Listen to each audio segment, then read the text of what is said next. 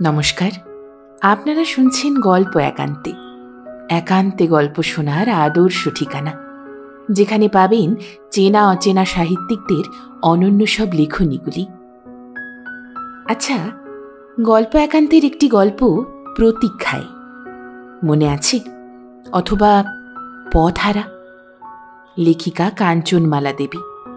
আপনাদের অনেক ভালোবাসা পেয়েছিল গল্পগুলি। আজ আবারও নিয়ে চলে এসেছি সাহিত্যিক কাঞ্চনমালা দেবীর কলমে আরেকটি নতুন গল্প, অপরাধীর শাস্তি। গল্প পাঠে থাকছি আমি রিয়া। গল্পটি শুনতে শুনতে গল্প একান্তে চ্যানেলটি সাবস্ক্রাইব করে বেল আইকন প্রেস করে অল নোটিফিকেশন অন করে রাখুন, যাতে নতুন গল্পের আপডেট আপনি মিস না করেন। চলুন শোনা যাক আজকের গল্প।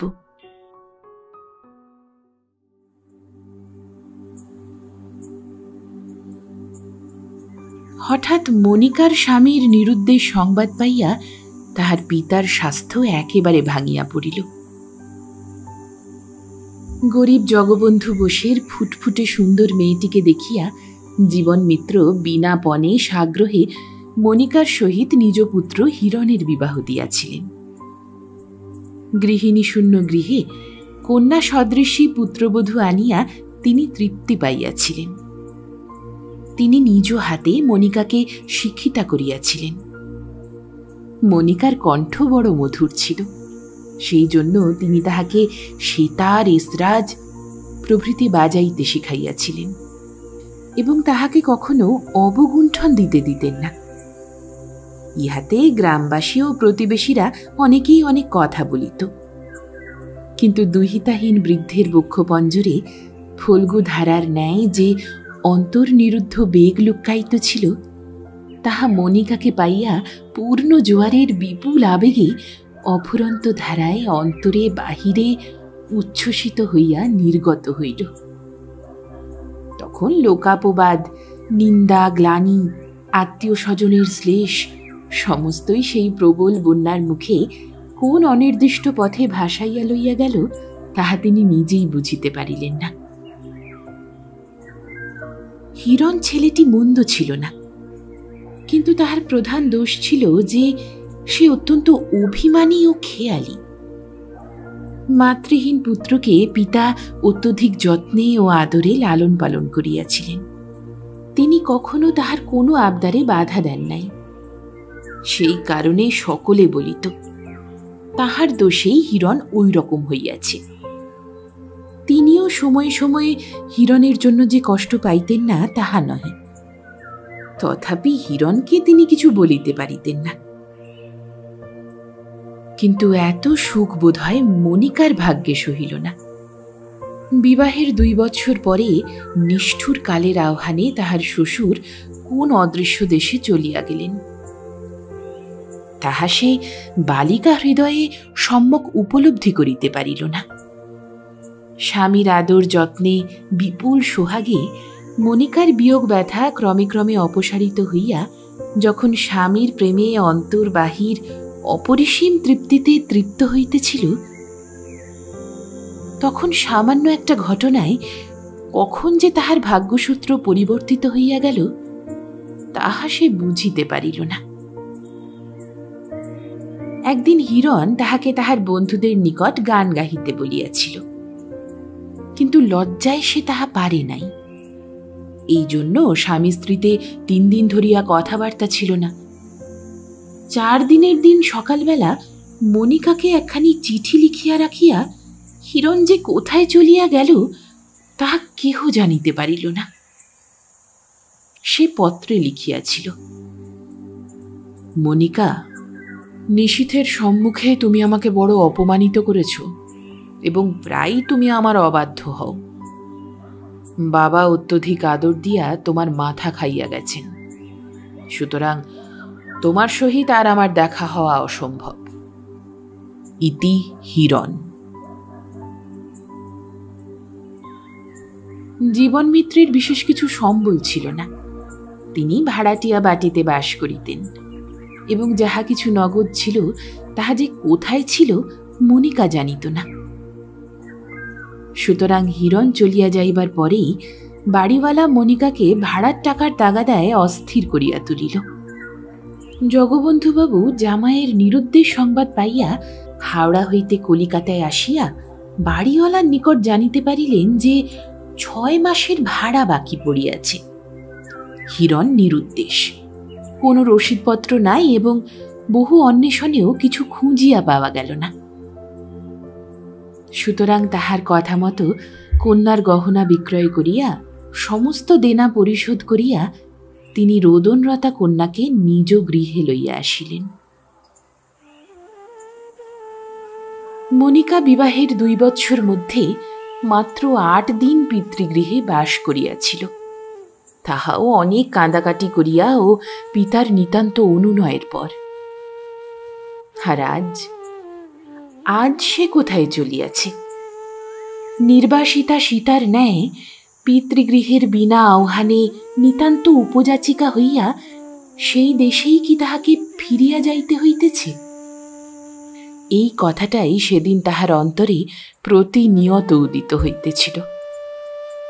তাহার চিররুদ্ধ অশ্রুরাশি আজ আর বাধা মানিল না। মনে পড়িতেছিল একদিন বাপের বাড়ি যাইবার জন্য সে হিরণকে কত অনুনয় করিয়াছিল। তাহাতে হিরণ বলিয়াছিল, বিয়ের পর বাপের বাড়ি যাওয়া আমাদের বংশে কেহ পছন্দ করে না, বিশেষত আমি ওটাকে একেবারেই ঘৃণা করি। মনিকা ভাবিতেছিল সামান্য অপরাধে বংশগত নিয়মের পরিবর্তন করিয়া সেই ঘৃণার দেশেই কেন তাহাকে চিরনির্বাসন দেওয়া হইল। এত বড় অবিচার, এত অধিক শাস্তি দিতে কি একটুও কষ্ট হয় নাই? চিরকালই তোমাদের বিধান জয়ী হইবে। আগে যদি এতটুকুও জানিতে পারিতাম যে সত্য সত্যই তুমি চলিয়া যাইবে, তাহা হইলে প্রাণ ভরিয়া একবার সেই স্নিগ্ধ মনোরম মূর্তিখানি নয়ন ভরিয়া দেখিয়া লইতাম। কিন্তু সে যে চিরকালই লজ্জা করিয়া আসিয়াছে। জাগ্রত মূর্তিখানি সে যে কোনো দিনই লজ্জা অতিক্রম করিয়া দেখিতে পারে নাই। স্বামীর শত অনুরোধেও সে যে কোনো দিন নয়ন হইতে হস্ত অপসারিত করিতে পারে নাই। শয্যায় সংলগ্ন তন্দ্রামগ্ন অতুল রূপরাশি সে যে চুরি করিয়াই দেখিত। মনে পড়িল একদিন হিরণ কপট নিদ্রায় শয্যায় শায়িত ছিল, আর সে যেমন হাত দুইখানি সরাইয়া চাহিতে যাইবে, অমনি গাঢ় আলিঙ্গনবদ্ধ করিয়া হিরণ বলিয়াছিল, কেমন জব্দ এইবার? চোর অনেকেই হয়, এমন হাতে হাতে ধরা কেউ পড়ে না। সে স্বর কি মধুর, আলিঙ্গনে কি অসীম তৃপ্তি, নীলেন্দিবর নয়ন যুগলে কি স্নিগ্ধ কটাক্ষ। সেদিন কি আর ফিরিবে না? এত ভালোবাসায় একদিনের ত্রুটিতে কি করিয়া অত বড় বিচ্ছেদ আনিয়া দিল? সেই সূর্যকিরণ সদৃশ্য স্বচ্ছ হৃদয় মধ্যে কেমন করিয়া এত অহিবিষ পূর্ণ ছিল, সে তো তাহার ধারণায় আনিতে পারে না। জগবন্ধু বাবুর 2টি পুত্র আর ওই কন্যা। পুত্র দুটির বিবাহ হইয়াছে, তাহাদের পুত্রকন্যাও আছে। ক্রন্দনরতা কন্যাকে লইয়া তিনি গৃহে ফিরিতেই মনিকার মাতা কন্যাকে বক্ষে লইয়া কান্দিয়া উঠিলেন। বহুক্ষণ ধরিয়া মাতা পুত্রী রোদন করিয়া কিঞ্চিৎ শান্ত হইলে মাতা কহিলেন, মনু, কি হলো মা? এই হিরণ যে সোনার ছেলে রে, সে কেন এমন করলে? কন্যা মাতাকে সমস্ত খুলিয়া বলিলে মনিকার মাতা পুনরায় কহিলেন, বড় অন্যায় করেছিস মা। সে কেমন অভিমানী খেয়ালি তা তো তুই জানতিস। বেহাই মহাশয় তাকে কত ভয় করত। তুই অবাধ্য হয়ে ভালো করিসনি, তুই তো অবোধ নোস। রোদনরুদ্ধ কণ্ঠে মনিকা কহিল, এমন যে হবে আর বলিতে পারিল না। মাতার বক্ষে পড়িয়া ক্রন্দন করিতে লাগিল। জগবন্ধুবাবুর অবস্থা তেমন সচ্ছল ছিল না। সংসারে অনেকগুলি পরিবার, তাহার উপর একমাত্র কন্যার দূরদৃষ্ট ভাবিয়া এবং 1 বৎসর ধরিয়া জামাতার বহু অন্বেষণেও কোনো উদ্দেশ না পাইয়া তাহার শরীর একেবারে ভাঙিয়া পড়িল। তিনি হঠাৎ কালের আহ্বানে সংসার ত্যাগ করিয়া শান্তিধামে চলিয়া গেলেন। এতদিনে মনিকার সমস্তই গেল। জগবন্ধুবাবুর 2টি ছেলেই চাকরি করে। বড় সুধীরচন্দ্র কাস্টম হাউসে বড় বাবু, তাহার বেশ উপরি পাওনা আছে।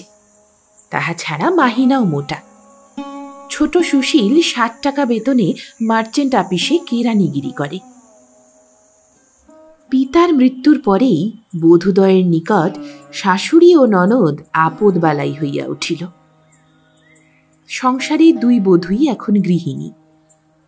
ছোট বড় জায়ের মন জোগাইয়া চলেন, কারণ তাহার স্বামীর তেমন রোজগার নাই। আর বড় বধূ অত্যন্ত মুখরা। শ্বশুরের মৃত্যুর পর শরীর খারাপের ওজর দিয়া পিতৃগৃহ হইতে নিজের মানুষ করা ঝি আনাইয়া তাহাকে সংসারের কর্ত্রী করিলেন, এবং মাঝে মাঝে পিতৃগৃহ হইতে ভাই মা ভাজ আসিয়া যে না থাকিত তাহা নহে। জামাই মোটা চাকরি করে, তাহার উপর কন্যার অত্যন্ত বশীভূত। সুতরাং তাহারাও যে দুঃখিনী মনিকাকে নির্যাতন না করিত এমন নহে। বড় বধূর গৃহে কাহারও পা দিবার ক্ষমতা ছিল না, বিশেষত মনিকার। কারণ স্বামীর তক্তা পত্নীর পাদস্পর্শে যদি তাহার ভাগ্যসূত্র পরিবর্তিত হইয়া যায়। কিন্তু পিতৃলোকেদের নিকট তাহার দ্বার অবারিত। মনিকাও অত্যন্ত আত্মাভিমানী ছিল। সে ভুলিয়াও কখনো বড় বধূর গৃহে প্রবেশ করিত না। মনিকাকেই সংসারের সমস্ত কাজ করিয়া দিতে হইত। এমনকি একাদশীর দিন রান্নার শেষে সমস্ত পরিষ্কার করিয়া ঘিয়ের লুচি তরকারি ইত্যাদি তৈয়ারি করিয়া বড় বধূর দ্বারে পৌঁছাইয়া দিতে হইত। প্রাতঃকাল হইতে রাত্রি 12টা অবধি যাবতীয় কর্ম করিয়া তাহার শরীর ভাঙিয়া পড়িল। বড় বধূর বিনা দোষে বর্ষিত অজস্র বাক্যবাণী তাহার মন ক্রমশ তিক্ত হইয়া উঠিল। কিন্তু অসাধারণ সহিষ্ণুতার ফলে সে কিছু প্রকাশ করিত না। কিন্তু মানসিক যন্ত্রণার অসহ্য দহনে তাহার শরীর দিন দিন শীর্ণ হইয়া যাইতেছিল। একদিন বেলা হইয়া গিয়াছে। সুধীর ও সুশীল না খাইয়া আপিসে চলিয়া গিয়াছেন। বড় বধূ তখন ঘুম হইতে উঠিয়া আসিয়া দেখিলেন যে উনানে আগুন পড়ে নাই, চতুর্দিকে জঞ্জাল। এঁটো বাসনগুলা তখনও পড়িয়া আছে। ছোট বধূ সবেমাত্র উঠিয়া রান্নাঘরে ঢুকিয়াছেন। ননদ ঠাকুরুন আজ কোথায়? তিনি শাশুড়ির দুয়ারে গিয়া উচ্চকণ্ঠে কহিলেন, কি গো, আজ আর রাজরানীর ঘুম ভাঙছে না নাকি? ক্ষীণ কণ্ঠে মনিকা ভিতর হইতে বলিয়া উঠিল, কাল রাত্রে খুব জ্বর হয়েছে, মাথাটায় খুব কষ্ট হচ্ছে, আজ আর উঠতে পারছি না বৌদি। কবে যে শরীর ভালো থাকে তা তো জানি না।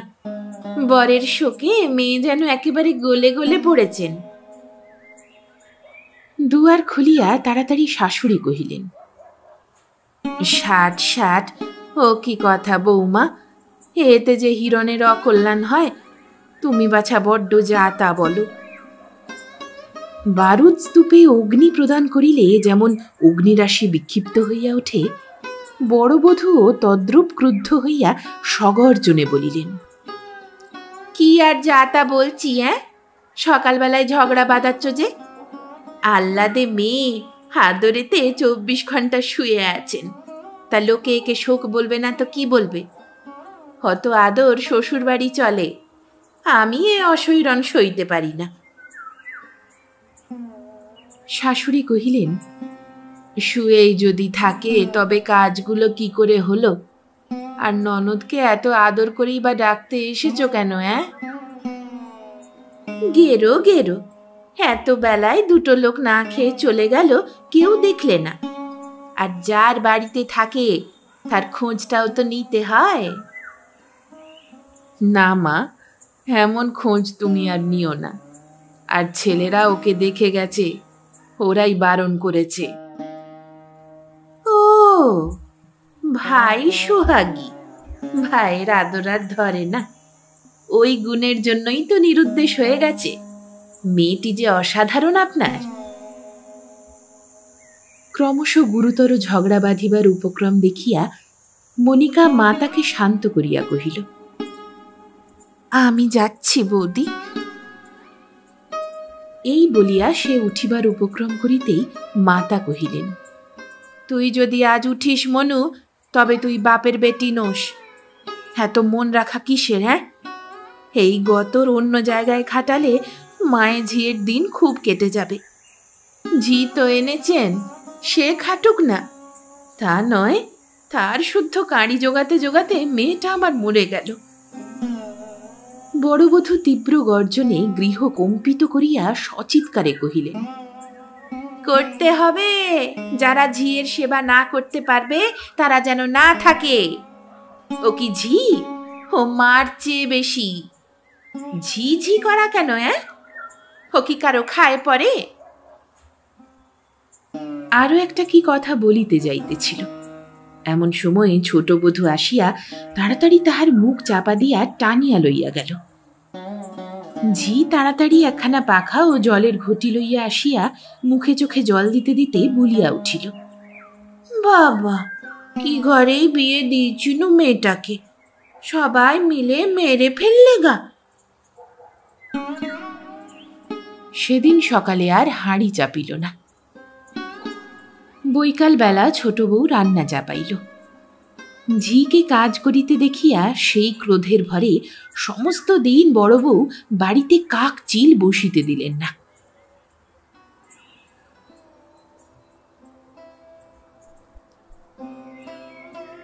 সেদিন রাত্রির অন্ধকারে শয্যায় শয়ন করিয়া মনিকার অন্তরাজ পুরাতন স্মৃতিতে পরিপূর্ণ হইয়া উঠিল। কতদিন এই পরিচিত গৃহে সেই অনিন্দ সুন্দর কান্তিপূর্ণ দেহ লইয়া সে এই অঙ্গনে আসিয়া দাঁড়াইয়াছিল। আজ সে কোথায়? ধরণীর কোন স্থানে লুকাইয়া আছে?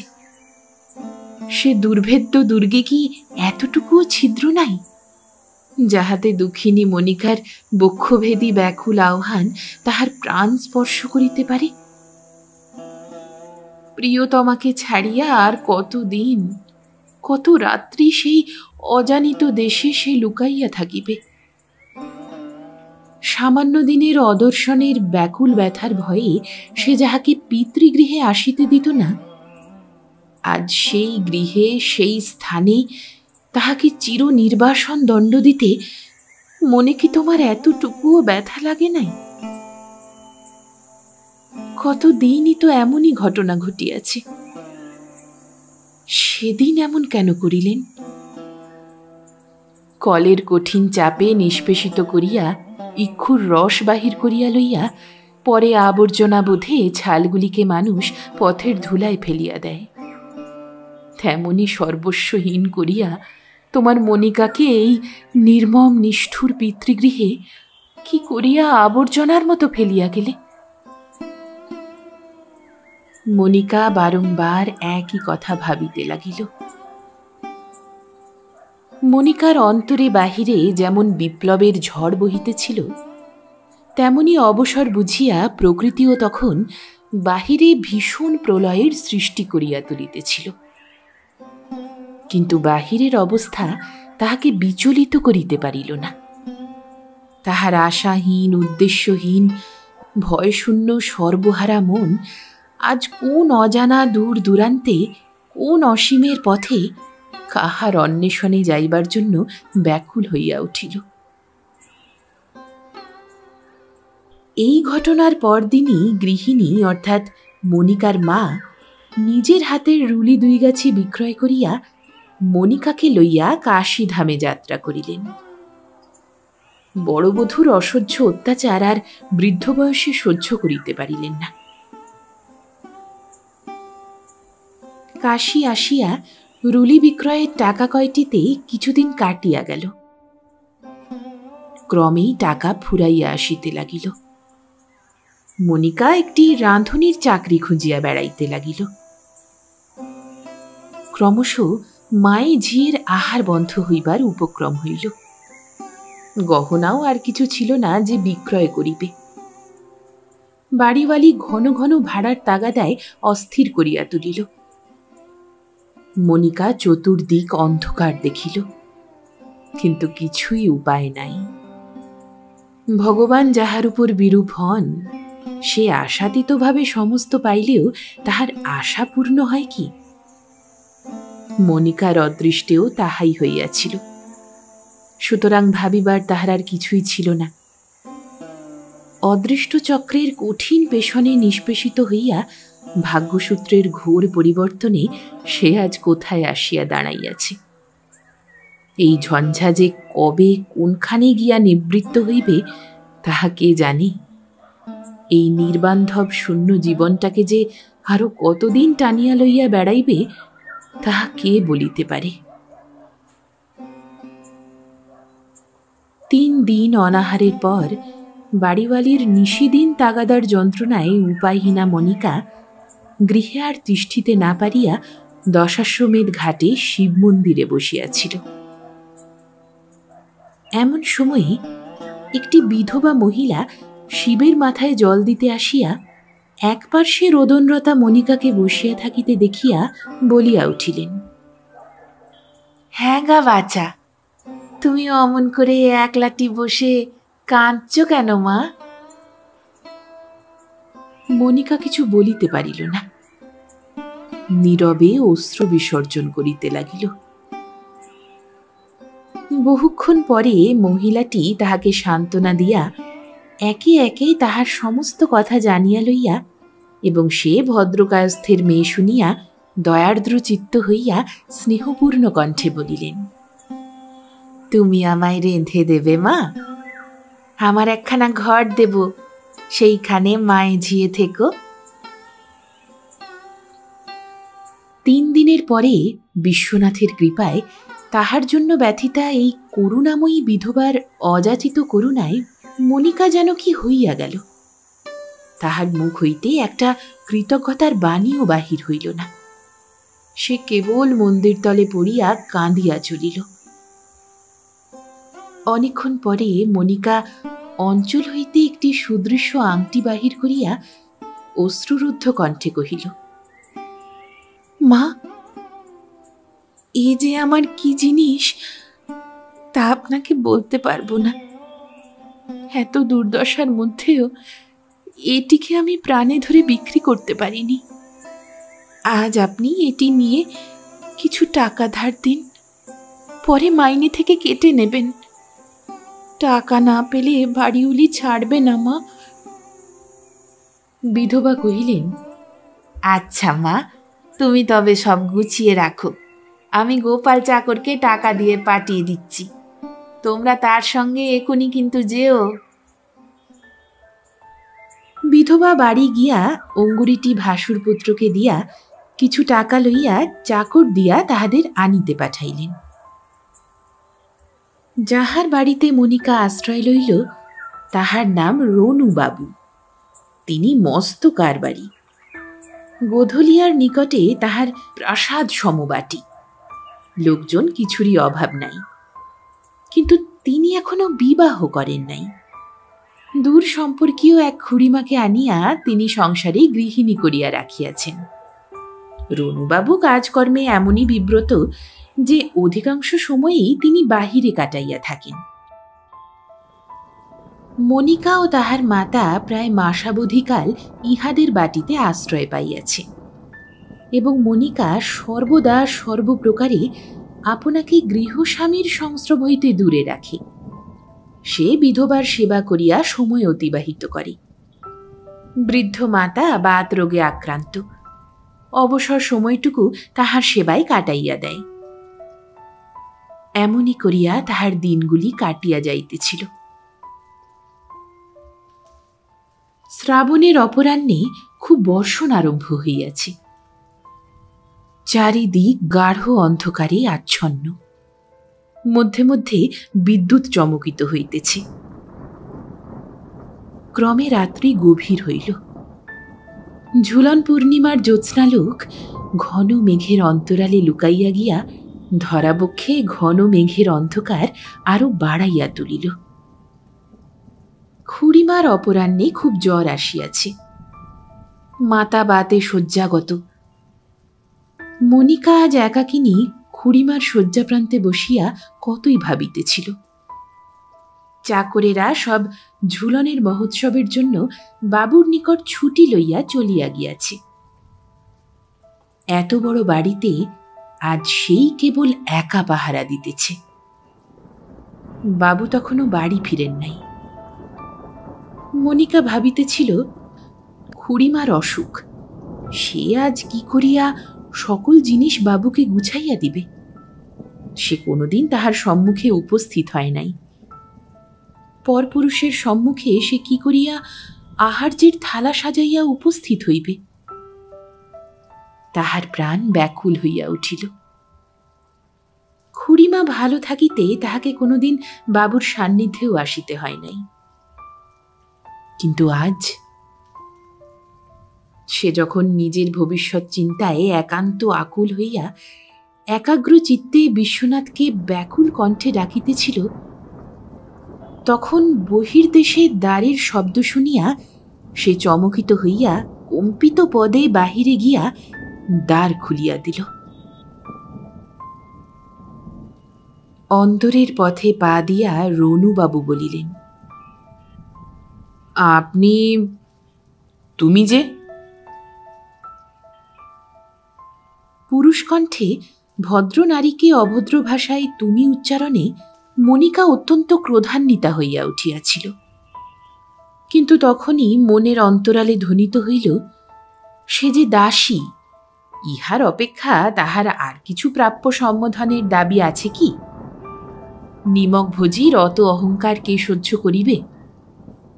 দয়ায় শ্রদ্ধায় সে যে ইহাদের নিকট অসীম ঋণবদ্ধা, আর সে তো হেয় ঘৃণিত নামধেয় পরিচারিকা মাত্র।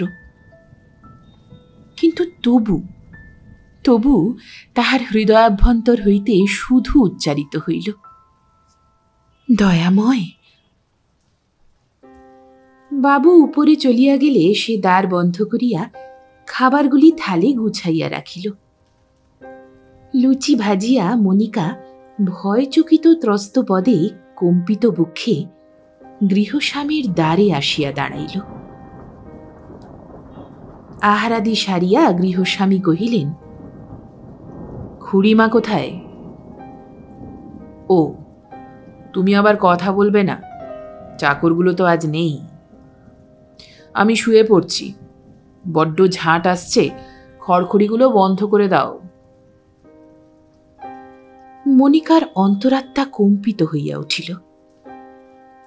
গৃহস্বামীর এইরূপ ব্যবহার তাহার মনে অস্বাচ্ছন্দ্যের ছায়া ঘনাইয়া তুলিল। কিন্তু তথাপি কর্তব্য পালনের জন্য সে দৃঢ় পদে খড়খড়িগুলি বন্ধ করিয়া দিতে গেল। কাজ সারিয়া যেমন বাহির হইতে যাইবে, অমনি বাতির আলোক নির্বাপিত হইল। গৃহ সূচিভেদ্য অন্ধকারে আচ্ছন্ন হইয়া গেল। মনিকা আর্তনাদ করিয়া যেমন দ্বার পথে ছুটিয়া যাইবে, অমনি দুইখানি বলিষ্ঠ বাহু দিয়া গৃহস্বামী তাহাকে গাঢ় আলিঙ্গনে আবদ্ধ করিয়া মৃদুমধুর কণ্ঠে কহিল, অপরাধ করেছি মনু, আমায় ক্ষমা করো। তোমার আংটি আমায় সব ফিরিয়ে দিয়েছে। খুড়িমাকে বলেই আমি এই অভিনয়ের আয়োজন করেছি।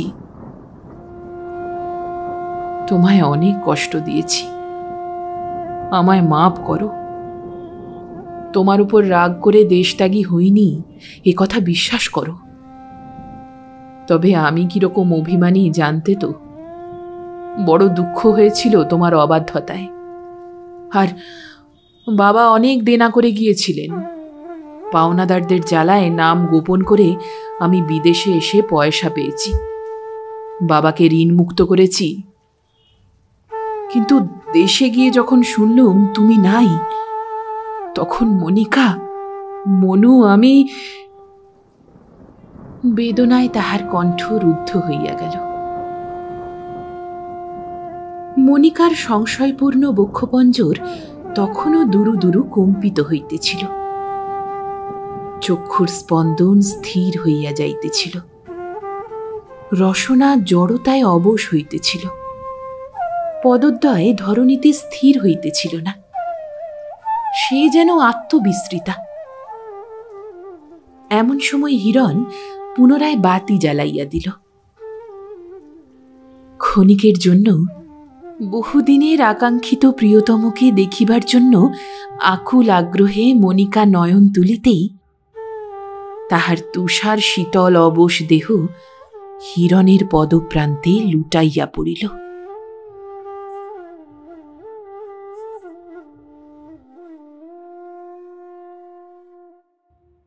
আপনারা শুনছিলেন সাহিত্যিক কাঞ্চনমালা দেবীর কলমে গল্প অপরাধীর শাস্তি। গল্পটি কেমন লাগলো কমেন্ট করে আপনার মতামত অবশ্যই জানাবেন। ভালো লাগলে একটি লাইক, সকল প্রিয় মানুষের সাথে শেয়ার, আর পরবর্তী নতুন গল্প শোনার জন্য সাবস্ক্রাইব করতে ভুলবেন না। সঙ্গে থাকুন, শুনতে থাকুন গল্প একান্তে।